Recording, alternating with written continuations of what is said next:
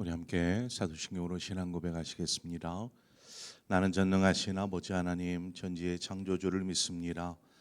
나는 그의 유일하신 아들 우리 주 예수 그리스도를 믿습니다. 그는 성령으로 잉태되어 동정녀 마리아에게서 나시고 본디오 빌라도에게 고난을 받아 십자가에 못 박혀 죽으시고 장사된 지 사흘 만에 죽은 자 가운데서 다시 살아나셨으며 하늘에 오르시어 전능하신 아버지 하나님 우편에 앉아 계시다가 거기로부터 살아있는 자와 죽은 자를 심판하러 오십니다. 나는 성령을 믿으며 거룩한 공교회와 성도의 교제와 죄를 용서받는 것과 몸의 부활과 영생을 믿습니다. 아멘. 자, 함께 찬송가 176장 찬송가 176장 주 어느 때 다시 오실는지 아는 이가 없으니, 찬송가 176장 우리 함께 찬송하도록 하겠습니다. 176장입니다.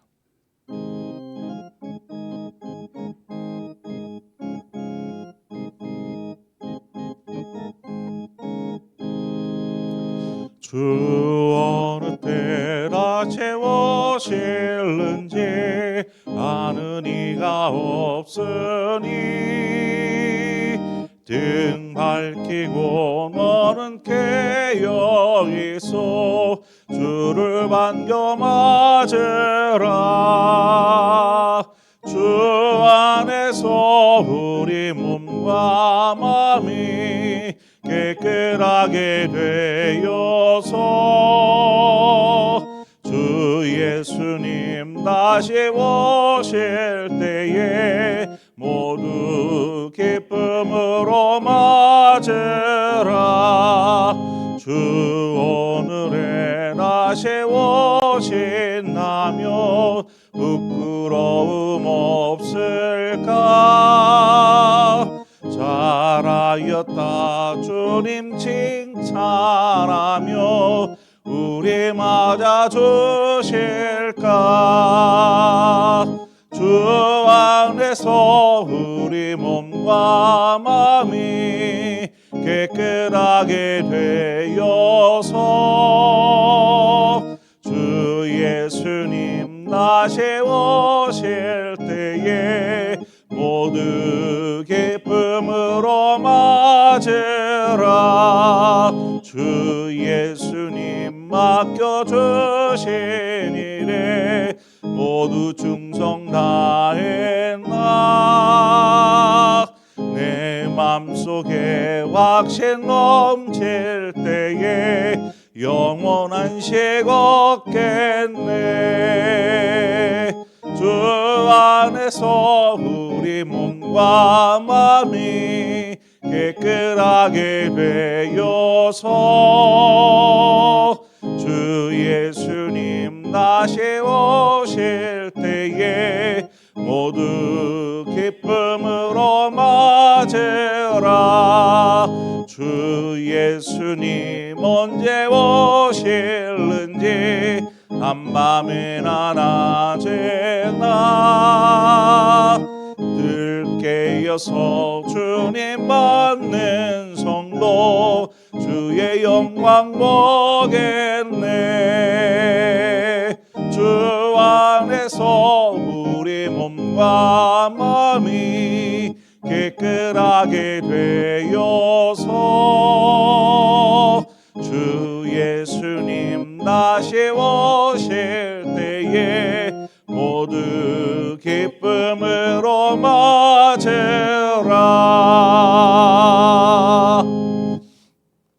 아멘. 하나님 말씀 보겠습니다. 욥기 29장 18절에서 마지막 25절의 말씀입니다. 욥기 29장 18절에서 25절의 말씀 우리 한 절씩 교독해서 보도록 하겠습니다. 내가 스스로 말하기를 나는 내 보금자리에서 숨을 거두며 나의 날은 모래알같이 많으리라 하였느니라.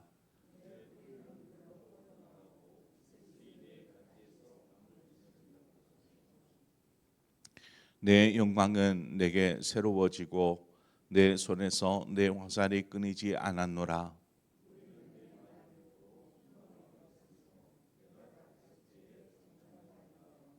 내가 말한 후에는 그들이 말을 거듭하지 못하였나니 나의 말이 그들에게 스며 들었음이라.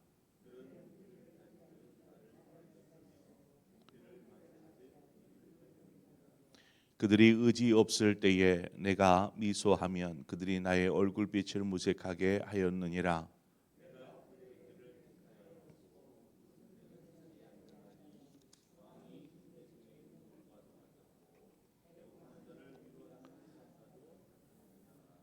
아멘. 욥이 이전 고난을 당한 지금 현재가 아닌 그 고난 받기 이전에 자신의 삶을 이렇게 이야기하고 있습니다. 욥에게 있어서 이것은 뭐 바램이었겠지요. 나는 내 보금자리에서 숨을 거두며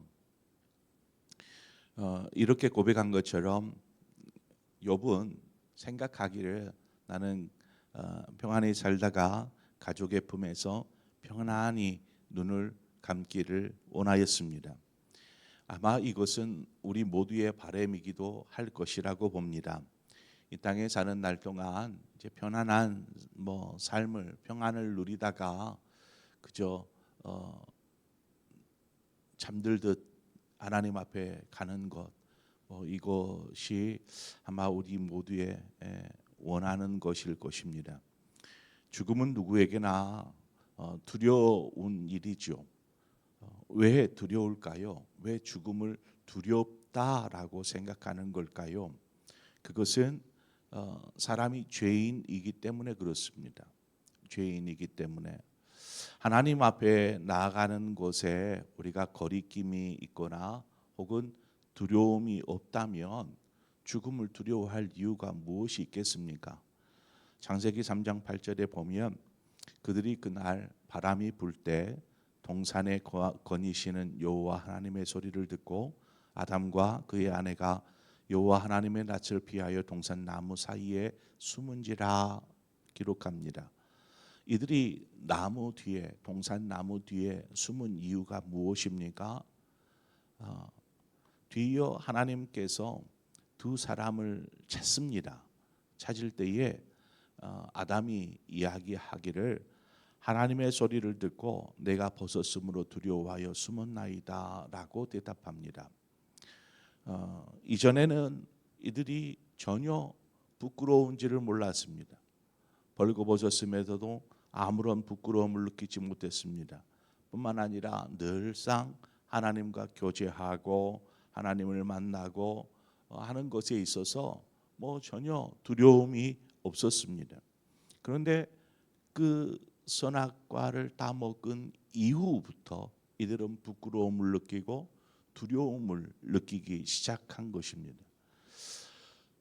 우리는 예수 그리스도로 말미암아 구원받은 하나님의 자녀가 되었습니다.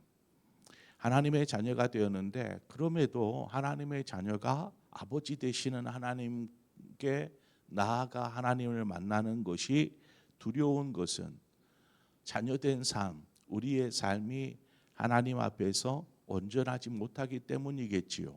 그렇습니다. 우리는 연약하고 부족해서 하나님 앞에서 완전하다라고 말할 수 있는 사람은 어느 누구도 없을 것입니다. 피조물 중에는 어느 누구도 완전할 수 없습니다. 욥의 경우는 하나님 앞에서 어떤 삶을 살았는가? 온전한 삶, 정직한 삶, 하나님을 경외하여서 악에서 떠난 삶, 욥의 삶이었습니다. 이것은 욥의 스스로의 평가가 아니라 욥을 바라보는 하나님의 평가였습니다. 욥은 온전하고 정직하여 하나님을 경외하여 악에서 떠난 자로라. 욥은 하나님 앞에 나아가는 것 어떻겠습니까? 두렵겠습니까? 두렵지 않았을 것입니다.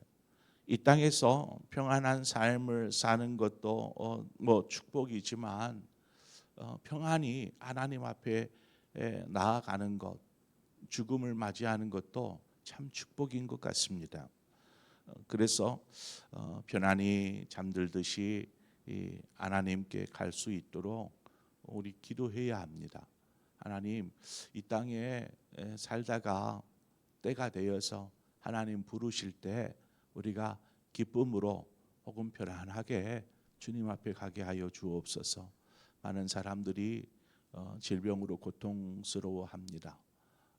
또 병상에서 오랜 동안 고생하다가 그렇게 이제 하나님의 품으로 가다 보니까 본인도 힘들었겠지만 옆에서 지켜보는 가족들, 간호해야 하는 가족들, 이 가족들도 너무나 힘들어하는 것들을 또 보게 됩니다.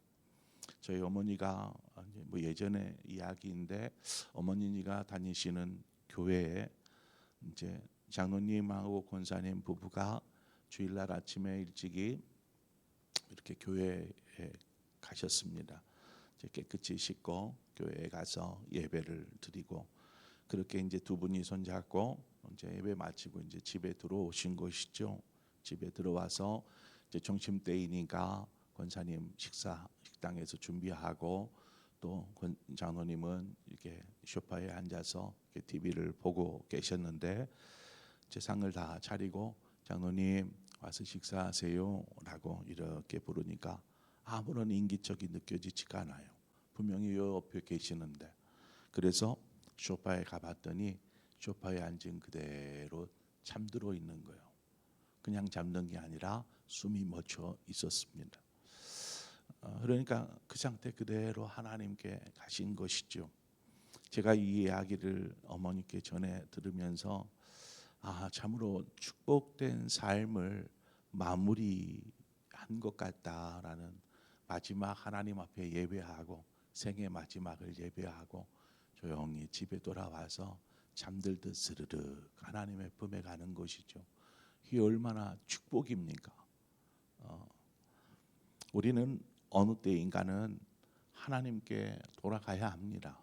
하나님께로 돌아가야 합니다. 그 시간이 어떤 이는 빠를 수도 있고 또 어떤 이는 늦을 수 있는 것이죠. 바라기는 하나님께로 돌아갈 때에 우리가 기쁨으로 또 평안하게 하나님 앞에 가는 것도 중요하고 기쁨으로 하나님을 만나는 것도 중요한 일일 것입니다. 그러므로 우리 모든 성도님들 특별히 우리 어르신들도 마찬가지이지만 하나님이 부르실 때 평안히 나아갈 수 있는 그런 우리 성도님들 되시기를 바랍니다. 어리석은 사람은 누가복음 12장 19절 20절의 말씀과 같이 내가 내 영혼에 이르되 영혼아 여러 해 쓸 물건을 많이 쌓아두었으니 평안히 쉬고 먹고 마시고 즐거워하자 하리라 하되 하나님은 이르시되 어리석은 자여 오늘 밤에 내 영혼을 도로 찾으리니 그러면 내 준비한 것이 누구의 것이 되겠느냐 하셨으니 이렇게 말씀하는 구절이 있습니다. 열심히 준비했습니다. 그래서 나름 하나님의 축복이라 생각하고 창고를 무누고 다시 한번 더 큰 창고를 해서 그곳에 가득히 채워 놓았습니다. 이제 편안하게 즐기면서 이 땅 살아도 될 것 같다라고 마음 먹었습니다. 그런데 하나님께서 이야기하는 것이죠. 야, 너 오늘 저녁에 내가 내 영혼 데려가면 너 그 창고에 쌓아놓은 거 그 뭔 유익이냐? 너에게 뭔 유익이 되겠느냐? 라고 이야기하는 것입니다.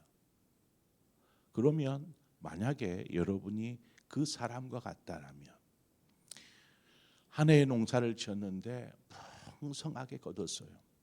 이거를 창고에 드리는데 창고가 비좁아요. 그래서 더 크게 지어서 그 창고를 가득히 채워놨어요.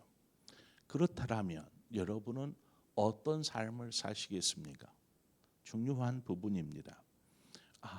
인간적으로 생각하면 이제 그 든든하게 쌓여 있으니까 마음이 얼마나 편안하겠습니까? 목구멍이 포도청인 사람보다는 오히려 마음이 편안하겠지요. 이제 뭐 먹고 사는 걱정 안 해도 되니까. 그런데 중요한 것은 이 사람이 놓치고 있는 것이 있었습니다. 그래서 하나님이 어리석은 자요라고 이야기하는 것이죠. 무엇을 놓치고 있었습니까? 육신을 위해서, 육신의 평안을 위해서 그렇게 갖출 것을 다 갖췄다 하였지만 중요한 자신의 영혼을 위해서는 아무것도 준비한 것이 없더라는 것입니다. 자신의 영혼을 위해서 자신이 무엇을 준비했던가? 즉 하나님 앞에 갔을 때에 하나님 앞에 무엇을 얘기할 것인가? 라는 것이죠. 그저 나만을 위해 살다가 왔습니다 라는 것과 하나님의 영광을 위해 사람들을 돌보며 섬기며 함께하며 하나님의 나라를 일구다가 왔습니다 라는 것과의 차이인 것이죠. 하나님이 오늘 우리의 소유나 생명을 취하시면 우리는 그것을 내놓아야 합니다. 욥에게 하나님께서 이제 시험 중에 그의 소유를 다 취하여 가셨습니다. 그의 자녀들을 다 취하여 가셨습니다. 그의 건강을 다 취하여 가셨습니다. 그때에 욥이 뭐라고 고백합니까? 왜 하나님이 이때입니까? 좀 더 있다가 죽을 때가 되었을 때에 그러시지 왜 이때입니까? 그가 오늘 본문에 보면 내가 스스로 말하기를 나는 내 보금자리에서 숨을 거두며 나의 날은 모래알같이 많으리라 이런 생각을 하고 있었습니다. 나는 장수할 거야. 근데 갑작스레 이 모든 고난이 한꺼번에 밀려 닥치는 것입니다. 이때에 하나님 앞에 뭐라고 이야기하겠습니까? 여러분이라면 뭐라고 원망하고 투정하고 불만을 표시하겠습니까? 그러나 취하신 것은 우리의 소유가 되었든 우리의 건강이 되었든 우리의 생명이 되었든 이것을 취하시는 것은 하나님의 손에 있는 것이다라는 것입니다. 아무리 그렇잖아요. 건강한 프로 선수들도 그 경기장에서 쓰러집니다.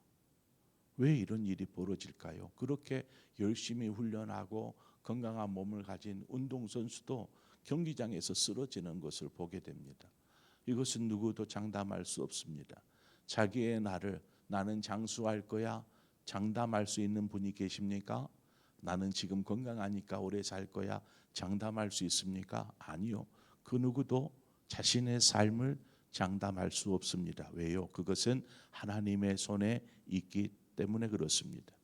그러면 우리가 그것을 밝히 알고 있다라면 오늘을 주어진 하루하루의 삶을 어떻게 살아야 할까? 우리는 어떻게 살아야 할까? 우리 스스로 생각할 수 있어야 합니다. 이것을 잊어버리면 우리는 어리석은 자요 라는 말을 듣게 되는 것이죠. 그러므로 내일 일을 장담하고 자랑하는 사람, 그 사람은 어리석은 사람입니다. 그저 주어진 하루하루의 삶을 하나님께 영광이 되도록 열심히 최선을 다해서 기쁨으로 사는 것이죠. 또 삶의 자리에서도 선한 영향력들을 끼치며 사랑을 흘려보내고 또 때로는 섬길 줄 알고 희생할 줄 아는 삶을 살아야 하는 것입니다. 그래서 겸손히 헌신하며 하나님의 영광을 위해 살다가 부르실 때에 그저 미련 없이 하나님께 나아가는 것이죠.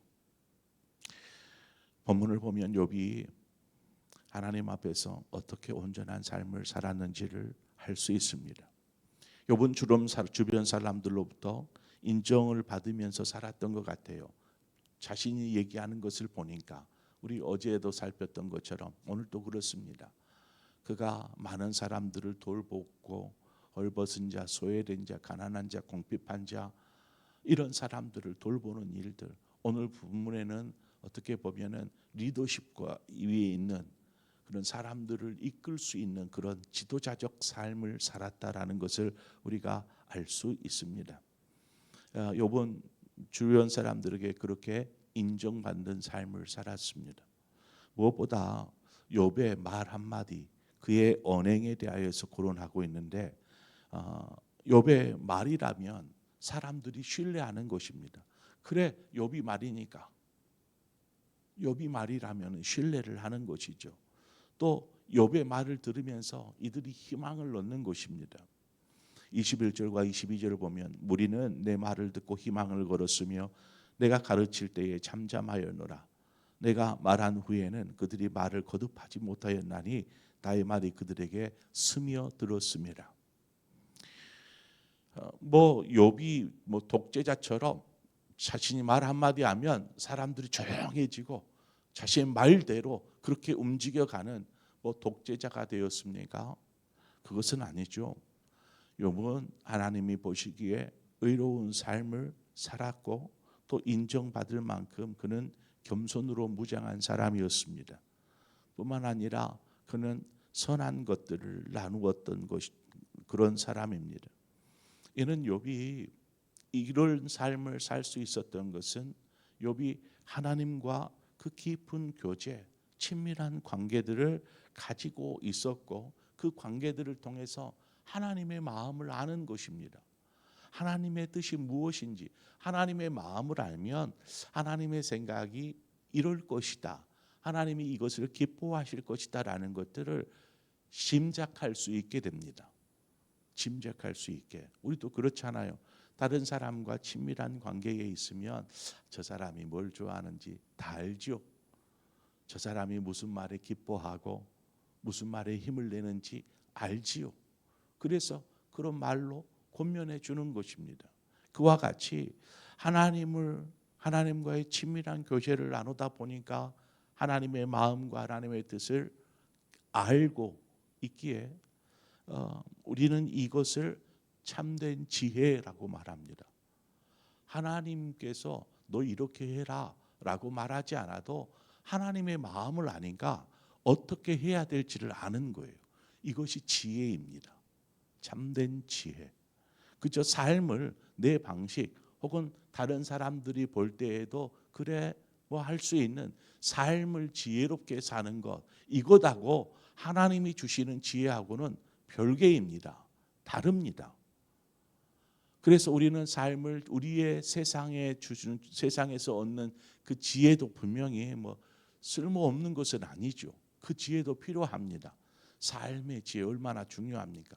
우리에게 필요한 것은 그보다 하나님이 주시는, 그래서 참된 지혜라고 말하는 것이죠. 이 참된 지혜가 필요한 것이죠. 우리 하나님의 자녀이니까, 하나님 앞에 가야 할 사람이니까, 하나님의 뜻을 알고 하나님을 알리고 하나님을 전하고 하나님의 영광을 위해 사는 존재들이기 때문에 그렇습니다. 이러한 하나님의 지혜를 가지고 있다 보니까 그의 말 한마디, 그의 행실 하나하나가 사람들에게 선한 영향을 끼치는 것이죠. 사람들이 그 말을 듣고 아무 말도 하지 않고 그냥 따라하는 것입니다. 그 말에 힘을 얻고 소망을 얻고 다시 일어서는 것이죠. 욥은 그런 삶을 살았다라는 것입니다. 고린도전서 2장 13절에 우리가 이것을 말하거니와 사람의 지혜가 가르친 말로 아니하고 오직 성령께서 가르치신 것으로 하니 영적인 일은 영적인 것으로 분별하느니라. 사람의 지혜로 하지 아니하고 하나님이 주시는 지혜로, 즉 성령께서 깨닫게 하시는 대로 말씀을 전하든지 복음을 전하든지 삶을 살든지 하는 것입니다. 하나님이 주시는 지혜의 말을 하기도 하여야 하지만 또 그 말을 듣기도 잘 하여야 합니다. 하나님의 지혜의 말씀을, 욥의 말을 듣는 욥의 친구들은 어떻습니까? 욥이 하는 말 전혀 듣지 않잖아요. 자기들 주장, 야 아니야 너 분명히 죄졌어, 그러니까 너 지금 이런 고난 당하는 거야 하고 욥이 아무리 얘기해도 듣지를 않습니다.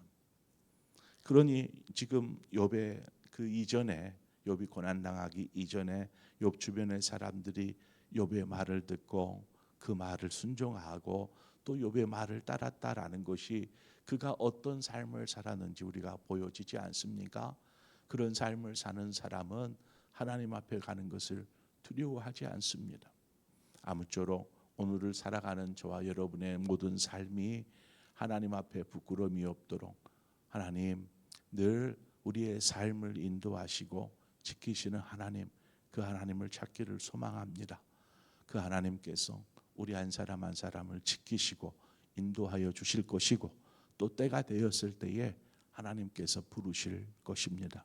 그러므로 우리가 주님 만날 그때를 잘 예비하고 어리석은 사람이 아니라 하나님으로부터 얻어진 참된 지혜를 가지고 살아가는 저와 여러분의 삶이 되어지기를 주님의 이름으로 축원합니다. 기도하겠습니다. 좋으신 아버지, 은혜와 사랑을 감사합니다. 어떤 사람은 평안하게 오랫동안 장수하는 사람들도 있습니다. 아니, 예수 믿지 않는데도 어떻게 저렇게 살 수 있을까 하는 생각이 들 수 있을지 모르지만 하나님, 우리가 그런 삶이 하나님께 영광이 되겠습니까? 하나님을 알지도 못하고 영접하지도 못한 사람이 어떻게 축복받은 삶이라고 이야기할 수 있겠습니까? 하나님의 자녀된 우리가 이 땅을 살아가는 동안 하나님 바라기는 평안한 삶을 누리다가 평안히 아버지께 이를 수 있도록 인도하여 주옵소서. 그 사람이 평안할 수 있는 것은 삶을 통해서 하나님이 기뻐하시는 선하고 온전하고 기뻐하신 뜻이 무엇인지를 분별하고 그 뜻을 위해 열심히 살다가 하나님 앞에 이른 줄 믿습니다.